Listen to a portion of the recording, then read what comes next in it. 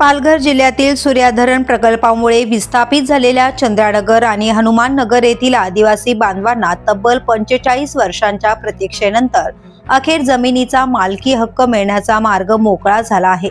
विधानसभेत महसूल मंत्री चंद्रशेखर बावनकुळे यांनी महत्त्वपूर्ण घोषणा करत पुढील एका महिन्यात उर्वरित 205 प्रकल्पग्रस्त शेतकऱ्यांना 7/12 उतारे आणि जमिनीचे अधिकृत नकाशे वाटप केले जातील असे स्पष्ट केले आहे।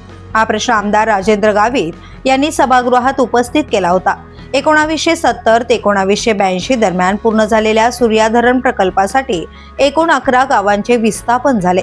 त्यापैकी चंद्रानगर आणि हनुमान नगर येथील रहिवाशांचे पुनर्वसन झाले असले तरी अनेक शेतकऱ्यांना 7/12 उतारे, गावनकाशा, चतुर्सीमा नकाशा आणि संपादित जमिनींचा योग्य मोबदला आजतागायत मिळालेला नाही।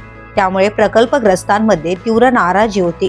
विशेष म्हणजे 7/12 उतारे नसतानाही या भागातील काही जमिनी वाढवण बंदर प्रकल्प आणि बुलेट ट्रेन प्रकल्पासाठी संपादित करण्यात आल्याचा मुद्दा सभागृहात मांडण्यात आला। यावर उत्तर देताना मंत्री बावनकुळे यांनी सांगितले की या प्रकरणात एकूण 467 खातेदार असून त्यापैकी 262 जणांना 7/12 उतारे देण्यात आले आहेत। गेल्या अनेक वर्षांपासून स्पष्ट सीमांकन न झाल्यामुळे क्षेत्रफळात बदल, जमिनींची अदलाबदल आणि अतिक्रमणाच्या समस्या निर्माण झाल्या आहेत। त्यामुळे सर्व जमिनींचे पुन्हा सीमांकन करून अचूक नकाशे तयार करण्याचे काम हाती घेण्यात आले आहे। हे काम पूर्ण होताच उर्वरित शेतकऱ्यांना 7/12 उतारे व संबंधित नकाशे दिले जातील।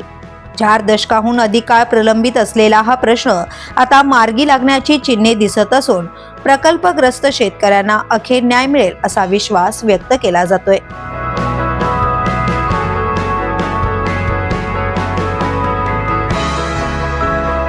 The police news bureau, Palghar.